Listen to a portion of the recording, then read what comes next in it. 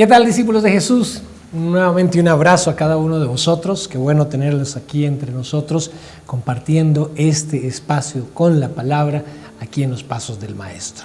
Este es el tercer episodio de la serie que hemos titulado La importancia de testificar.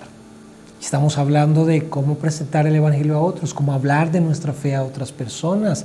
Y hemos resuelto algunas preguntas, como por ejemplo, ¿por qué debemos testificar? ¿Qué cosas se requiere? ¿Qué cosas son importantes para tener éxito al testificar? Y estamos desarrollando ahora la pregunta acerca de qué debemos hablar cuando testificamos. Y ya hemos analizado el pasaje de Primera de Corintios, capítulo 1, verso 23, donde Pablo habla de qué era lo que predicaba a los corintios para que conocieran el mensaje del Evangelio, y hablaba de Cristo crucificado. Aquí en Romanos 5, versos 8 en adelante, dice así: Mas Dios muestra su amor para con nosotros, en que siendo aún pecadores, Cristo murió por nosotros. Pues mucho más, estando ya justificados en su sangre, por él seremos salvos de la ira. Porque si siendo enemigos fuimos reconciliados con Dios por la muerte de su Hijo, mucho más estando reconciliados seremos salvos por su vida. Y no solo esto, sino que también nos gloriamos en Dios por el Señor nuestro Jesucristo, por quien hemos recibido ahora la reconciliación. Y esto es lo que se resumiría como con la expresión la palabra de reconciliación. ¿De qué hablamos cuando entonces, o de qué debemos hablar cuando testificamos?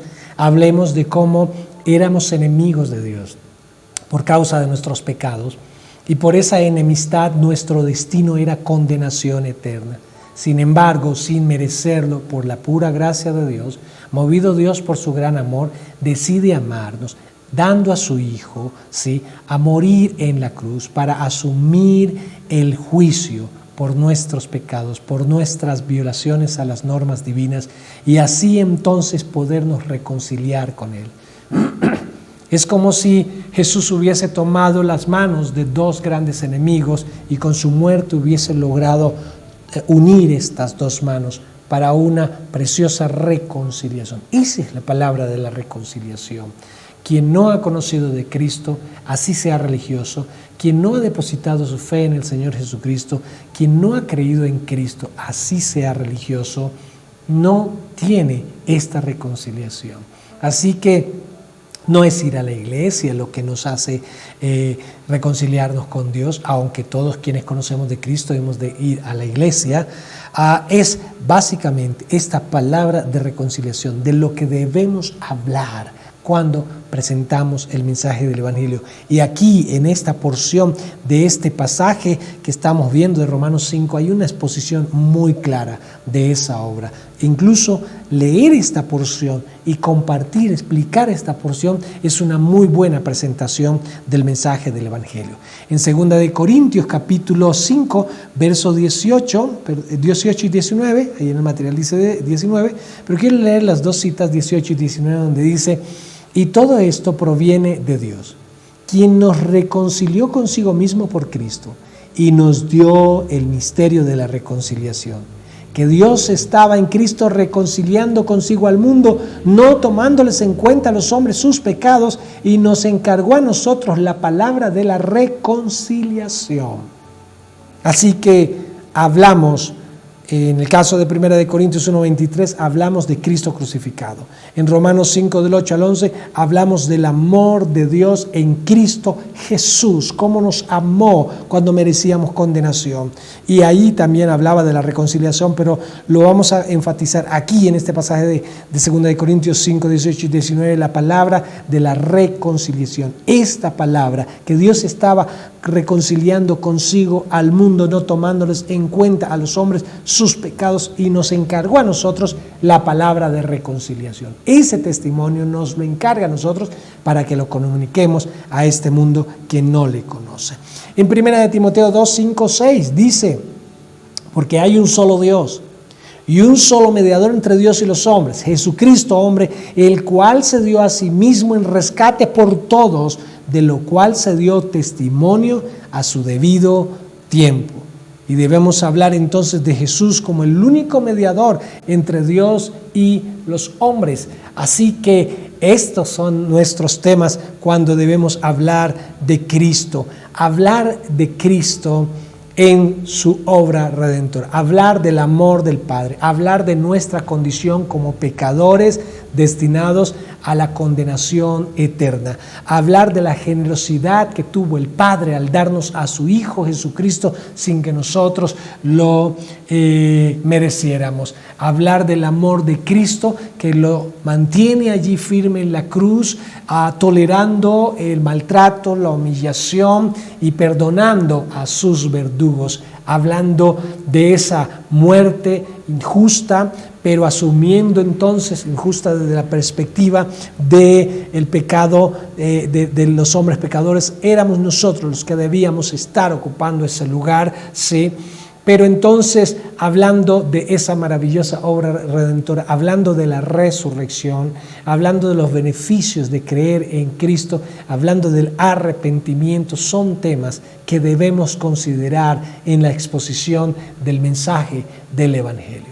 Dejemos de hacer un evangelio polémico donde regañamos a las personas. A veces algunos se gastan en tratar de que las personas no creyentes se comporten como creyentes sin haber nacido de nuevo.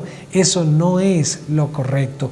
Las buenas obras, los cambios en las personas son producto de la obra del Espíritu Santo en la vida de aquellos en quienes el Espíritu Santo ha entrado a morar en ellos. Es la obra de la santificación y no podemos pretender que los no creyentes sean santos sin tener al Espíritu Santo en sus propias vidas. Así que nuestro mensaje apunta a que conozcan el mensaje del Evangelio, que crean el mensaje del Evangelio, que por la fe entonces reciban el Espíritu Santo como consecuencia de creer en Cristo, y allí entonces habrán nacido de nuevo y vendrán los cambios que el Espíritu y la palabra obren en sus propias vidas. Vamos a desarrollar ahora la pregunta que dice: ¿por qué hay personas que rechazan el mensaje del Evangelio? ¿Por qué hay gente que no cree? Bueno, veamos 1 Corintios capítulo 2, verso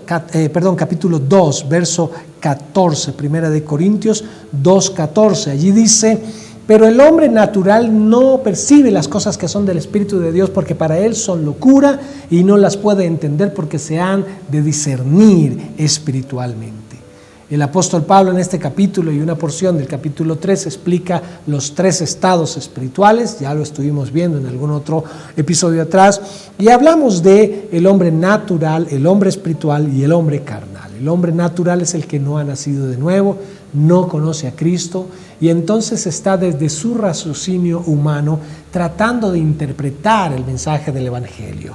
Así que a Pablo le pasó, a Pedro le pasó, otras personas cuando testifican entonces tienen una respuesta diferente por parte de la gente. Algunos creen, sí, y reciben el Espíritu de Dios, son salvos, pero otros no creen, rechazan, incluso ven el predicar el Evangelio como algo malo, como algo amenazante, y tienen una respuesta que puede ser algo agresiva en lo verbal, incluso en lo físico, ¿sí? En Listra Pablo predicó el mensaje del Evangelio y lo sacaron de la ciudad y lo apedrearon, casi lo matan, ¿sí? Muchas personas escucharon el mensaje del Evangelio y tildaron el Evangelio como una locura, como lo referí en un episodio anterior, ¿sí? Porque no casa con la sabiduría de los hombres. Entonces, para el hombre natural, el mensaje del Evangelio puede ser una locura, no lo puede entender, porque estas son cosas que se han de discernir espiritualmente. Así que si el Espíritu Santo no nos persuade para creer en Cristo, no habrá la posibilidad de creer en Cristo. Es el Espíritu Santo el que da esa convicción. Entonces, el hombre natural no puede entender las cosas que son del Espíritu de Dios. Él trata de entenderlas desde la razón humana. Es algo que no se puede hacer. En cambio, el espiritual, dice Pablo, juzga todas las cosas, pero no es juzgado de nadie, porque ha nacido de nuevo. El espiritual tiene la mente de Cristo, y desde la mente de Cristo es comprensible las cosas del reino de los cielos. Por eso hay muchas personas que cuando escuchan el Evangelio lo ven como fanatismo, lo ven como algo ridículo, lo ven como algo que les resulta ofensivo. No quiero eso, eso es para manipularme, eso es para controlarme, para lavarme el cerebro, y suelo decir la verdad que no solamente el cerebro, sino el corazón, la necesitamos todos, porque vaya si tenemos muchos pensamientos sucios y muchas emociones tóxicas, necesitamos eso. Pero bueno, esa es la obra del Espíritu. En Juan capítulo 15, verso 20 dice: acordaos de la palabra que yo os he dicho. El siervo no es mayor que su Señor. Si a mí me han perseguido, también a vosotros os perseguirán. Si han guardado mi palabra, también guardarán la vuestra. Y Jesús hace aquí una clara advertencia, ¿sí? A mí me han rechazado. Les advierte a los discípulos que tendrán que ir a testificar, a comunicar el mensaje del Evangelio, a ser discípulos de todas las naciones, como nos corresponde también a nosotros en nuestro tiempo, pero va a suceder que Jesús ahí mismo advirtió, no van a encontrar siempre una respuesta de aceptación, ¿sí? Ellos iban a entrar a una determinada ciudad y la gente los echó a piedra. Cuando llegó a Gadara, sí, y se toparon con el endemoniado, el primer acto que Jesús hace es liberar al endemoniado de Gadara, pero los demonios fueron a un hato de cerdo y estos cerdos se precipitaron y los ganaderos y los de la ciudad vinieron y dijeron, no te queremos acá, es una tragedia, mire, se han muerto todos estos animales, los hemos perdido por culpa tuya, vete. Entonces el mensaje del Evangelio no siempre va a tener una amplia aceptación, va a haber rechazo. Jesús advirtió eso a sus discípulos y les hizo saber, miren queridos, ustedes van a tener una experiencia de rechazo en algunos momentos. Algunos van a recibir, pero no siempre va a suceder así. Y advirtió acerca de la persecución. Precisamente el siervo no es mayor que su Señor. Y dijo Jesús, si a mí me han perseguido, Él sufrió persecución. Esa persecución es el resultado del rechazo al mensaje del Evangelio y de una acción agresiva para impedir que se siga predicando el mensaje del Evangelio. Algunos eran capturados y asesinados a piedra, o algunos inclusive fueron expuestos al escarnio público en el Coliseo romano, por ejemplo, ante las fieras, y eso era un gran show, un gran espectáculo, como los espectáculos taurinos de nuestro tiempo, sí, pero en aquellos tiempos no era con toros, era con cristianos que habían sido capturados por predicar el mensaje del Evangelio y habían sido puestos allí para que las fieras los devoraran. Y ellos, esa escena desde el punto de vista del plano natural era un gran show, era un gran espectáculo para los impíos, pero era un espectáculo, y voy a meter esto entre comillas, glorioso para el reino de los cielos, porque estas personas sabían qué pasaría después de su muerte, y algunos eran devorados en medio de canciones, adoraban al Señor en medio de oración, mientras las fauces de estas fieras los devoraban, ellos cantaban, adoraban al Señor, porque sabían cuál era su destino eterno. Esta forma de morir impactó el corazón de muchos. Esta forma de morir, como sucedió con Esteban, que estaba siendo asesinado, ¿sí? Y estaba siendo apedreado, y él reacciona, Esteban reacciona de una forma interesante. Ora por sus verdugos y le dice, Padre, no les tengas en cuenta este pecado. Las mismas palabras de Jesús en la cruz. Y esto caló en el corazón de algunos de sus verdugos. Esta forma de morir es distinta. Esta forma de morir es, por favor, no me maten, les suplico, yo haga lo que ustedes digan que yo haga, yo lo hago, pero no me maten. No morían así. Ellos tenían esa misma convicción que el apóstol Pablo alguna vez explicó en Filipenses, ¿sí? Para mí el vivir es Cristo y el morir es ganancia, decía el apóstol Pablo. Y decía, estoy en estrecho, ¿sí? Vivir es necesario, pero partir a la presencia del Señor es muchísimo mejor. Así que Pablo, nosotros los creyentes, aquellos que fueron víctimas de este tipo de persecuciones, todos sabemos cuál es nuestro destino. No hay temor a la muerte.